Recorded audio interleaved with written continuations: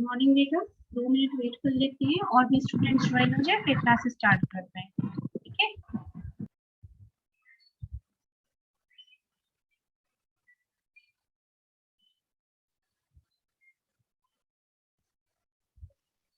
Good morning ma'am. Good morning. खैर 2 बच्चे हो गए, हम क्लास स्टार्ट कर रहे हैं। लास्ट लेक्चर जो हम लोगों का हुआ था उसमें हम लोगों ने डिविडेंड पॉलिसी के बारे में बात की थी, जिसमें डिविडेंड क्या होता है, डिविडेंड पॉलिसी क्या होती है, डिविडेंड पॉलिसी के टाइप्स, फिर उनके एडवांटेजेस, जो भी कुछ भी था अबाउट डिविडेंड पॉलिसी वो सब पढ़ा था। अब आज बात करते हैं कि डिटर्मिनेंट्स कि किन किन फैक्टर्स या पैरामीटर्स या डायमेंशंस के बेसिस पर हम डिविडेंड पॉलिसी को क्या करते हैं, अडॉप्ट करते हैं या इम्प्लीमेंट करते हैं। तो सबसे पहला हमारा parameter legal restriction. Legal restriction इस तरीके से है कि देखो, एक कंपनी एक्ट था, तुम लोगों जानते होगे, बिजनेस लॉ वगैरह पढ़ रखा है। क्या होता है कि डिविडेंड पॉलिसी का जब फॉर्मुलेशन होता है वो क्यों होता है। भाई ऑब्वियस सी बात है, आपकी फर्म है, आपकी फर्म में बहुत सारे शेयर होल्डर्स होंगे। अब जिस पर्सन ने जितने परसेंट के शेयर्स ले रखे हैं, कोई भी अगर हम तो ये क्या है, एक टाइप का इन्वेस्टमेंट ही तो है। तो अगर हम कोई भी इन्वेस्टमेंट करते हैं तो हम क्या चाहेंगे कि जो भी हमारा इन्वेस्टमेंट हो उसके बदले उसका मतलब मीन्स हमें रिटर्न ऑन इन्वेस्टमेंट मिल सके ना। ऐसा तो सभी कोई चाहता है कि अगर हम 100 रुपए इन्वेस्ट कर रहे हैं तो वो हमें बढ़कर ही मिले, बढ़कर इन द सेंस 500 1000 मिले, मीन 100 से कम ना मिले। तो क्या होता है, डिविडेंड पॉलिसी के फॉर्मेशन का एक ये भी रीजन था कि हर कोई चाहता था कि जहां भी उसका इन्वेस्टमेंट हो उस इन्वेस्टमेंट के रिगार्डिंग उसे कुछ रिटर्न भी मिले। ठीक है। तो इसी रिटर्न ऑफ इन्वेस्टमेंट को कि जो भी हमारे शेयर होल्डर्स हैं उनको जो हमें डिविडेंड पे ही करना है, तो इसके लिए हम क्या करें, एक डिविडेंड पॉलिसी फॉर्मुलेट करें। और उस डिविडेंड पॉलिसी में एज इट इज सब क्लियर मेंशन होना चाहिए कि टाइम ड्यूरेशन, ठीक है, अमाउंट मींस कितने, जो भी कंपनी का प्रॉफिट होगा उसमें से कंपनी पे आउट रेशियो फॉर्म में कितने परसेंट अमाउंट को कितने परसेंट को अलग करेगी with in the from the available profit या रेवेन्यू। ठीक है।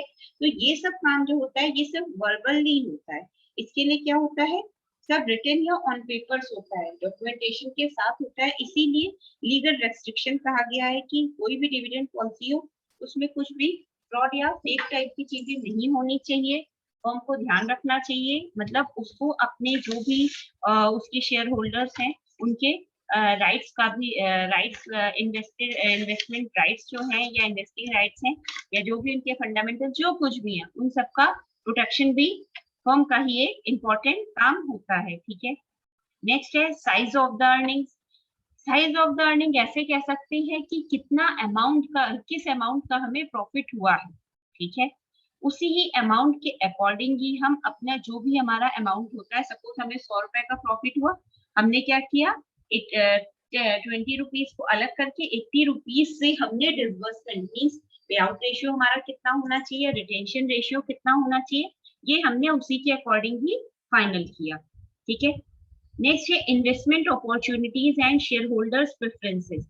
इन्वेस्टमेंट अपॉर्चुनिटीज क्या होती है कि हमारी जो भी डिविडेंड पॉलिसी हो वो इसी हिसाब से होनी चाहिए कि हम उससे अपने लिए और ज्यादा इन्वेस्टमेंट के रिगार्डिंग अपॉर्चुनिटीज को फाइंड कर सके। फाइंड कर सके मीन सपोज हमें अगर कोई इन्वेस्टमेंट किस तरीके से, अगर हम अपने शेयर होल्डर्स को डिविडेंड दे रहे हैं तो ये भी एक टाइप का हमारा इन्वेस्टमेंट ही। तो भाई अगर किसी पर्सन ने हमारी फर्म में कुछ परसेंट की उसकी शेयर होल्डिंग है, इसका मतलब कि उसके पास भी वोटिंग राइट्स है। ठीक है। उसने भी तो अपनी कुछ ना कुछ फंडिंग दे रखी है, कुछ ना कुछ फंड्स दे रखे हैं रिगार्डिंग मनी हमारी फर्म में। दैट मीन्स कहीं ना कहीं हमारी फर्म की जो फाइनेंशियल पोजीशन है वो एक साउंड फाइनेंशियल फर्म कहलाएगी। ठीक है। इसीलिए तो ये हमारे लिए इन्वेस्टमेंट अपॉर्चुनिटी होगी और उसी के अकॉर्डिंग जिसका जितने परसेंट की होल्डिंग हो उसी के अकॉर्डिंग उसकी शेयर होल्डर को डिविडेंड के लिए प्रेफरेंस दी जाएगी। ठीक है। नेक्स्ट है लिक्विडिटी पोजीशन। लिक्विडिटी पोजीशन हमारी डिविडेंड पॉलिसी के हेल्प से हम कितना डिविडेंड पे कर रहे हैं और कितना पैसा हम अपने पास रिटेन अर्निंग्स के फॉर्म में रख रहे हैं, ये सब कुछ हमारी डिविडेंड पॉलिसी को शो करता है। ठीक है। कि किस तरीके से हम अपनी पॉलिसी को इस तरीके से कुछ मैनेज करें कि इतने कुछ सर्टेन अमाउंट हमें डिविडेंड के फॉर्म में पे कर देना है, रेस्ट अमाउंट हमें क्या करके रखना है कि हमें वही रेस्ट अमाउंट हमें अपने पास रिटेन अर्निंग्स के फॉर्म में रखना है, ठीक है। नेक्स्ट है मैनेजमेंट एटीट्यूड टुवर्ड्स कंट्रोल। अब अगर हम पॉलिसी के रिगार्डिंग बात करें तो पॉलिसी कौन बना रहा है, जिसकी फर्म का टॉप लेवल मैनेजमेंट होगा। और इसी बात है, टॉप लेवल मैनेजमेंट के थ्रू ही पॉलिसीज का फॉर्मेशन होता है और इम्प्लीमेंटेशन मिडिल और लोअर लेवल मैनेजमेंट पर होता है। कुछ एस्पेक्ट्स पर टॉप लेवल मैनेजमेंट पर भी होता है, बट मैक्सिमम जो हमें इम्प्लीमेंटेशन का पार्ट होता है वो हम मिडिल और लोअर लेवल मैनेजमेंट के एंड से ही देखने को मिलता है। तो सिर्फ पॉलिसी के फॉर्मेशन से ही बात नहीं हो जाती है, फर्म को उस पॉलिसी पर जो भी वो फॉर्मेशन किया है उस पर उसे कंट्रोल भी लगाना होगा। उस कंट्रोल पर मैनेजमेंट का एक पॉजिटिव एटीट्यूड होना चाहिए, ठीक है। किसी की कितने टाइम पर तक उसे शेयर अपने पास होल्ड करके रखने हैं, कब रिक्वायरमेंट होने पर वो शेयर्स उसे सेल कर देने हैं, ये सब कुछ ध्यान कौन रखता है, मैनेजमेंट। तो मैनेजमेंट का एक पॉजिटिव एटीट्यूड होना चाहिए towards the policy. Which type of policy, dividend policy. Next है state of capital market and access to it. जो भी हमारा कॉर्पोरेट हमारी ये डिविडेंड पॉलिसी होती है, ठीक है, इसमें ये होता है, देखो तुम लोगों ने पढ़ रखा होगा कि अकाउंट्स वगैरह में हमारा जो मार्केट होता है बेसिकली वो दो टाइप का होता है। एक होता है कैपिटल मार्केट, एक होता है मनी मार्केट। सुन रखा है लो? इसमें हाँ, तो जो हमारी ये दो टाइप के मार्केट होते हैं, इसमें क्या होता है, एक हमारा देखो ये होता है कि एक टाइप का जो मार्केट होता है उसमें क्या होता है, हम shares, bonds, debentures, derivatives, futures, option, इन सब की सेलिंग और बाइंग होती है, मींस इन सब का ट्रेड होता है। तो ये हमारा कहलाता है कैपिटल मार्केट। बेसिकली जो कैपिटल मार्केट के इंस्ट्रूमेंट्स होते हैं वो यही होते हैं कि हमारे डेरिवेटिव्स होते हैं, स्टॉक्स होते हैं, डिवेंचर्स होते हैं, शेयर्स होते हैं, ठीक है। अब अगर हम मनी मार्केट की बात करें तो मनी मार्केट में जो ये हमारी बैंकिंग सर्विसेज है ये सारी हमारी मनी मार्केट में आती है। तो कैपिटल मार्केट को इस तरीके से डिविडेंड पॉलिसी से रिलेट किया गया है। क्यों? क्योंकि डिविडेंड हम किसके अगेंस्ट पे कर रहे हैं, शेयर्स के, ठीक है। तो ये जो शेयर डिविडेंड पॉलिसी है ये हमारे कैपिटल मार्केट को एक्सेस करते हुए या दिमाग में रखते हुए ही बनाई गई है, ठीक है। नेक्स्ट है कॉन्ट्रैक्चुअल रेस्ट्रिक्शंस। कॉन्ट्रैक्चुअल रेस्ट्रिक्शन से हमारा मतलब क्या है, जो भी फर्म होती है जो भी वो डिविडेंड को पे करती है, ऑब्वियस सी बात है उसमें उतनी एबिलिटी होगी तभी वो पे कर पाएगी। सपोज फर्म को प्रॉफिट नहीं हो रहा है तो उस केस में वो फर्म पे नहीं कर पाएगी, ठीक है। लाइक फर्म के ऊपर मान लो हमारी फर्म डेट फर्म है, ठीक है, हमारी फर्म में बहुत ही कम परसेंटेज इक्विटी का है, ऐसे केस में हमारी जो डिविडेंड पॉलिसी है उसका स्टेबल रह पाना कोई जरूरी नहीं है कि वो हमारी स्टेबल डिविडेंड पॉलिसी रह जाए, हमें लॉस भी हो सकता है। तो इस केस में हमें क्या करना चाहिए, एक कॉन्ट्रैक्ट टाइप का भी जो भी हम डिविडेंड पॉलिसी बना रहे हैं उसमें हमें ये चीज भी मेंशन करनी चाहिए कि इफ इन केस अगर किसी टाइप की इमरजेंसी या अर्जेंसी या कोई भी कॉन्सिक्वेंसेस इस टाइप के हुए कि फर्म को कोई भी लॉस की सिचुएशन आ रही है, ऐसे केस में क्या होगा, जो भी डिविडेंड पे होता है उस पर कहीं ना कहीं कुछ रिस्ट्रिक्शंस भी आएंगे, ठीक है। नेक्स्ट है profit rate and stability of earnings. Profit rate हमारा क्या होता है, बोलो प्रॉफिट क्या होता है हमारा, प्रॉफिट या रेवेन्यू, हमने जो भी इन्वेस्टमेंट किया है उस पर हमें जो बढ़ के अमाउंट मिल रहा है other than our invested amount, वही हमारा प्रॉफिट होता है, ठीक है। प्रॉफिट रेट कहीं ना कहीं हमारी डिविडेंड पॉलिसी को बहुत इफेक्ट करता है। कैसे इफेक्ट करता है, हमारा जितना ज्यादा प्रॉफिट होगा उतना ही इजी और फास्ट वे में हम अपना डिविडेंड अपने शेयर होल्डर्स के बीच डिस्ट्रीब्यूट कर पाएंगे। और उसी हिसाब से जैसा हम पे कर रहे हैं जो हमारा प्रॉफिट है उसी के अकॉर्डिंग ही हमारी जो भी अर्निंग्स होगी उसमें स्टेबिलिटी आ पाएगी, ऐसा ही तो होगा, ठीक है। लास्ट क्या है, इन्फ्लेशन। इन्फ्लेशन की पोजीशन सबको पता होगी। इन्फ्लेशन हमारी दो सिचुएशन होती है जहां पे मनी की पावर बहुत डाउन हो जाती है, ठीक है, जॉब्स की प्रॉब्लम होने लगती है, अनएम्प्लॉयमेंट बढ़ने लगता है। इन सब केसेस में मनी की वैल्यू कम हो जाती है, परचेजिंग पावर जो होती है कस्टमर्स की या लोगों की, यूजर्स की, उस पर भी बहुत इफेक्ट पड़ता है। इन्फ्लेशन का की ये सिचुएशन, अब ऑब्वियस सी बात है इतने सारे जब चीजें होंगी इतने सारे मॉनेटरी एस्पेक्ट पर जब लॉस हो रहे हैं तो कहीं ना कहीं इसका इफेक्ट हमारे डिविडेंड पर भी आएगा ही आएगा।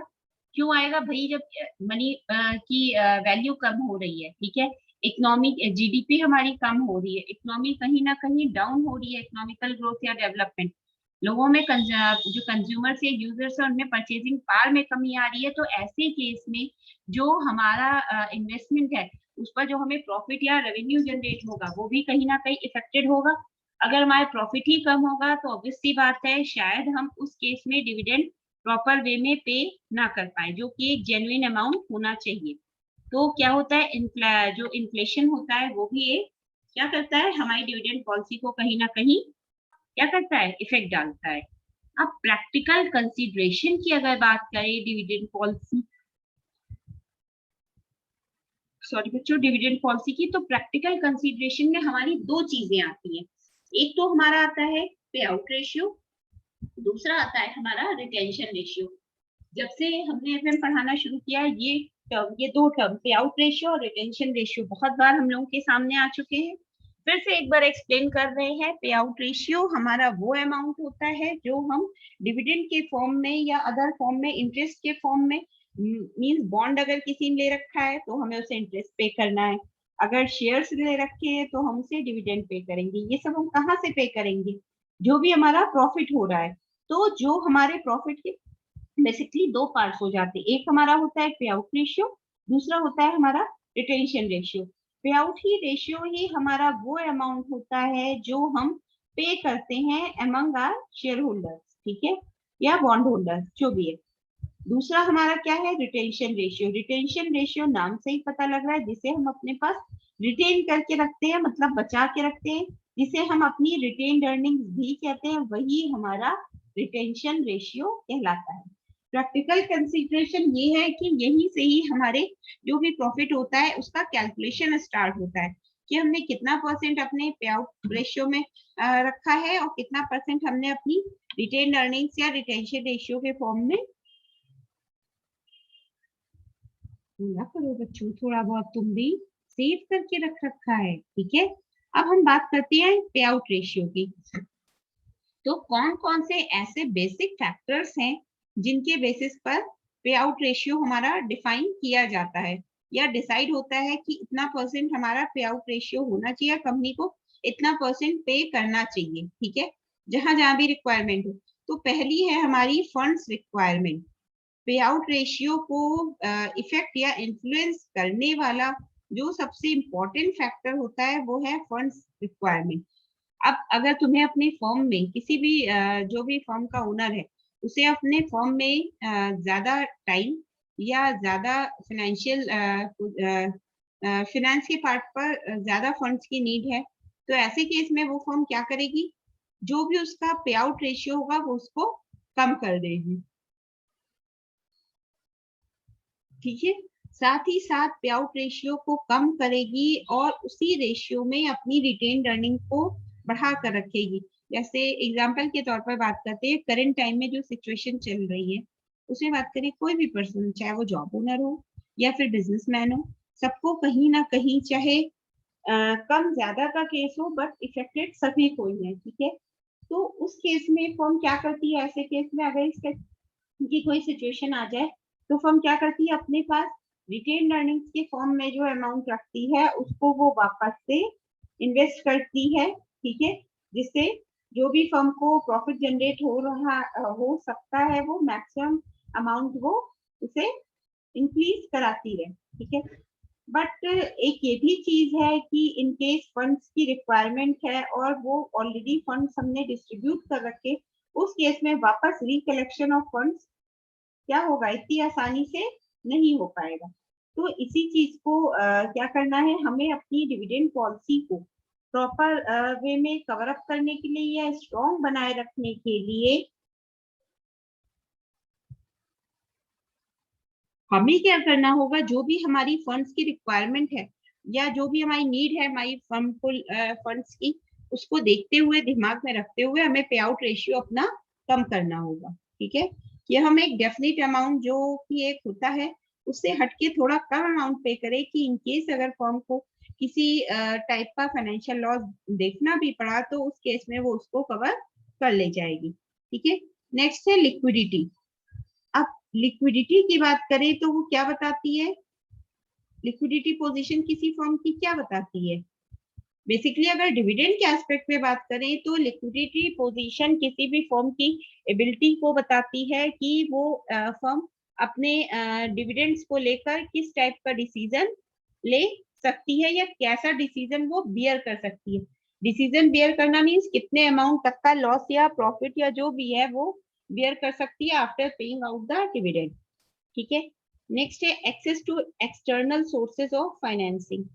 अब ऐसे केस में जब हम पे आउट रेशियो को देखते हैं तो कहीं ना कहीं हम अगर एज अ फर्म बात करें तो जो भी फर्म होगी उसके पास कहीं ना कहीं जो भी उसके एक्सटर्नल सोर्सेज ऑफ फाइनेंसिंग या फंडिंग है उन तक वो इजिली उन पर एक्सेस कर सकती है। कैसे कि अगर सपोज फर्म को लोन चाहिए होता है, ठीक है, या किसी भी टाइप के फंड्स की नीड होती है, अगर उसका पे आउट रेशियो स्ट्रांग है, फर्म का पे आउट रेशियो स्ट्रांग है, ऐसे केस में तो वो उस अगर इन केस उसे लोन चाहिए होता है तो वो इसी ही प्रॉफिट या इसी ही पे आउट रेशियो के जो सेव्ड अमाउंट था उसी के हेल्प से वो एसेट्स या external funds extra financial sources की क्या कर सकती है, फाइनेंसिंग कर सकती है। नेक्स्ट है share holder preference. Share holders कौन, दो टाइप के शेयर होल्डर्स होते हैं, एक होते हैं हमारे इक्विटी शेयर होल्डर्स, दूसरे होते हैं हमारे प्रेफरेंस शेयर होल्डर्स। अब जो प्रेफरेंस शेयर होल्डर्स होते हैं वो यूजुअली हमारे फर्म की पे आउट रेशियो पर इफेक्ट डालते हैं। ठीक है, किस तरीके से इफेक्ट डालते हैं, कोई आइडिया?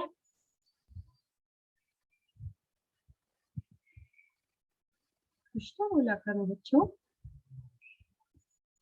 अरे भाई प्रेफरेंस शेयर देखो, दो होते हैं हमारे, एक इक्विटी और एक प्रेफरेंस शेयर होल्डर।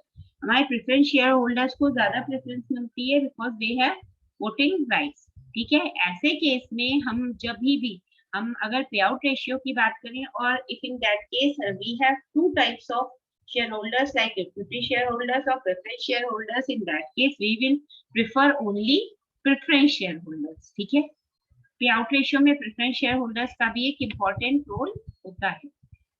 नेक्स्ट है difference in the cost of external equity and retain earning. Obvious सी बात है, रिटेन अर्निंग हमारी वो अर्निंग होती है जिसको हम अपने पास बचा के रखते हैं किसी कंटिंजेंसी टाइम के लिए, बट जो हमारी एक्सटर्नल इक्विटी होती है वो हमारा अमाउंट होता है जो हम बाहर से फंड्स को फाइनेंसिंग करवाते हैं अपनी खुद की फर्म के लिए for to fulfil our future finance needs. ठीक है, या नीड्स ऑफ फंड्स। तो अगर देखा जाए दोनों में बहुत ज्यादा दोनों की कॉस्ट में डिफरेंस होता है। क्यों? रिटेन अर्निंग पर हमें इंटरेस्ट मिलता है बट एक्सटर्नल इक्विटी पर वी हैव टू पे द इंटरेस्ट। नेक्स्ट है कंट्रोल। पे आउट रेशियो की अगर हम बात करें तो हमें अपने पे आउट रेशियो पर एक एक्सटर्नल कंट्रोल की जरूरत बहुत ज्यादा पड़ सकती है। किस फॉर्म में? क्यों? क्योंकि अगर हम बिना चीजों की एनालिसिस किए हुए ही पे आउट रेशियो को ज्यादा डिस्ट्रीब्यूट कर देंगे तो कहीं ना कहीं हमारी फर्म को ही लॉस हो सकता है। ठीक है, नेक्स्ट हमारा क्या है, टैक्सेस। टैक्सेस भी कहीं ना कहीं हमारे पे आउट रेशियो को बहुत इफेक्ट करता है। कैसे? हमारी जो अर्निंग होती है, जो प्रॉफिट होता है, उसी के अकॉर्डिंग हमें टैक्स को पे करना पड़ता है। ठीक है, टैक्स को पे करने से हमें क्या बोल सकते हैं, टैक्स को अगर हम पे कर रहे हैं तो कहीं ना कहीं हमें कुछ रिबेट भी मिल रही है इन आवर बिजनेस। ठीक है, तो ऐसे केसेस में पे आउट रेशियो के लिए जो एक इम्पोर्टेंट फैक्टर होते हैं वो हमारे टैक्सेस भी होते हैं। इतना क्लियर है? अच्छा, ये तो हमारी हुई बात पे आउट रेशियो की। ये सब एज सच कुछ इम्पोर्टेंट नहीं है कि स्टेबिलिटी ऑफ डिविडेंड या basic issues involve in dividend policy. Dividend policy में कौन कौन से बेसिक इश्यूज या बेसिक प्रॉब्लम्स इन्वॉल्व होती है तुम लोग अपने आप भी पढ़ सकते हो, फुल्ली थियोरेटिकल टॉपिक है। नेक्स्ट है एस्पेक्ट्स ऑफ डिविडेंड पेमेंट, ये सब पढ़ लोगे। हाँ, एक चीज, ये हमारा है डिविडेंड मॉडल। देखो इसके वो डिटेल में नेक्स्ट लेक्चर में या नेक्स्ट डे पढ़ाएंगे। आज के लिए बस इतना समझो, हमारे पास डिविडेंड मॉडल होते हैं। जैसे अब तक हमने कैपिटल स्ट्रक्चर में अप्रोचेस या थ्योरीज पढ़ रखी थी, सेम वैसे ही हमारे पास कुछ डिविडेंड मॉडल होते हैं। वो 3 टाइप के होते हैं। एक होता है गॉर्डन मॉडल, एक होता है वॉल्टर मॉडल, थर्ड होता है हमारा एमएम मॉडल। एमएम मीन्स जो मिलर मोदिग्लियानी थी हाइपोथेसिस, उसी पर ही बेस्ड हमारा थर्ड मॉडल बना था एमएम मॉडल या मिलर मोदिग्लियानी मॉडल। जैसे हमने कैपिटल अप्रोच स्ट्रक्चर के अप्रोचेस में पढ़ा था कि बहुत सारी अप्रोचेस होती हैं। 3 वैसे मेन 2 थी हमारी, ट्रेडिशनल और मॉडर्न, ठीक है। और ट्रेडिशनल में भी हमारी फिर से 2 अप्रोचेस थी, एनआई और एनओआई। बट ओवरऑल जो एजम्पशंस थे उन्हीं पर ही बेस्ड थी हमारी सारी अप्रोचेस। सेम उसी तरीके से जो हमारे डिविडेंड मॉडल होंगे वो भी हमारी अप्रोचेस पर ही बेस्ड होंगे। लाइक जो भी हमने एज्यूम कर रखा है अपने मॉडल्स में, ठीक है, एज इट इज उसी एजम्पशन पर ही बेस्ड हमारे क्या होंगे, डिविडेंड मॉडल होंगे। और क्या था, गॉर्डन मॉडल और वॉल्टर मॉडल, ये 2 मॉडल थे हमारे। बस दिक्कत क्या थी कि इन 2 मॉडल्स में ये हुआ कि शायद कुछ ऐसा था कि कुछ चीजों पे क्रिटिसिज्म फेस करना पड़ रहा था, तो हमारा एक थर्ड मॉडल को इंट्रोड्यूस किया गया जिसे कहा गया एमएम मॉडल या मिलर मोदिग्लियानी मॉडल। क्लियर है? मॉडल्स बहुत इजी हैं, फॉर्मूला बेस्ड हैं। इसमें हमें 3 टाइप की फॉर्म मिलती है, ठीक है। 3 टाइप की फॉर्म हमारी कौन कौन सी हो सकती है? नॉर्मल फॉर्म, ठीक है, डिक्लाइनिंग फॉर्म। ग्रोथ क्या हुआ बेटा, क्या हुआ? खैर, नहीं मैम। हाँ, जैसे अब तक हम लोग ने कैपिटल बजटिंग में पढ़ा था ना कि हम कौन से प्रोजेक्ट को एक्सेप्ट करेंगे, जहां पे हमारी वैल्यू ग्रेटर देन 1 होगी हम उसे एक्सेप्ट कर लेंगे, जहां लेस देन 1 होगी वहां हम रिजेक्ट कर देंगे, जहां इक्वल टू 1 होगी it will be neither accepted और नॉट रिजेक्टेड। सेम वैसे ही हम मॉडल्स, जब डिविडेंड मॉडल्स पढ़ेंगे, यहाँ भी 3 टाइप की फॉर्म हमें पढ़ने को मिलेंगी। सबसे ऊपर नॉर्मल फॉर्म, सेकेंड नंबर पे ग्रोथ फॉर्म, थर्ड नंबर पे डिक्लाइनिंग फॉर्म। देखो हम अगर किसी फॉर्म की बात करें तो सपोज अपनी ही अगर हम फॉर्म की बात कर रहे हैं तो लाइक कुछ ऐसा है कि हमारी कोई फॉर्म है, तो हमने देखा जो भी हमारा रेट ऑफ रिटर्न है, ठीक है, सुनना ध्यान से, जो हमारा रेट ऑफ रिटर्न है वो हमारी क्या है, कॉस्ट ऑफ कैपिटल से बड़ा है। हर जगह कॉस्ट ऑफ कैपिटल ही आती है। क्यों? कॉस्ट ऑफ कैपिटल मीन जो हमने इन्वेस्ट कर रखा है उस पर हमें क्या रिटर्न मिल रहा है, वही हमारी कॉस्ट ऑफ कैपिटल होती है। तो अगर हमारा रिटर्न जो है कैपिटल से बड़ा है, आर इज ग्रेटर देन के, उस केस में वो फॉर्म हमारी ग्रोथ फॉर्म होगी, ठीक है। नेक्स्ट हमारा दूसरी है नॉर्मल फॉर्म। नॉर्मल फॉर्म हमारी किसी भी टाइप की हो सकती है, लाइक उसमें कुछ बड़ा कुछ छोटा नहीं, सब बराबर होता है। दैट मीन्स जो भी रिटेन्ड अर्निंग है वो क्या होगी, वो हमारी सॉरी रेट ऑफ रिटर्न हमारे कॉस्ट ऑफ कैपिटल के बराबर होगा। सबसे लास्ट है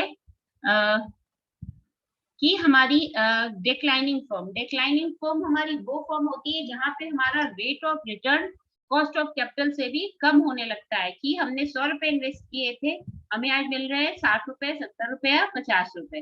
तो इसमें क्या हो सकता है, वो फॉर्म जहां पे हम लॉस में होते हैं वो हमारी डिक्लाइनिंग फॉर्म कहलाती है। क्लियर हुआ इतना? बोलो बच्चों। ओके, तो जो हमने बीच के 2 टॉपिक छोड़े हैं, ठीक है, थ्योरी बेस्ड टॉपिक हैं, वो एक बार प्लीज रीड आउट कर लेना, ठीक है।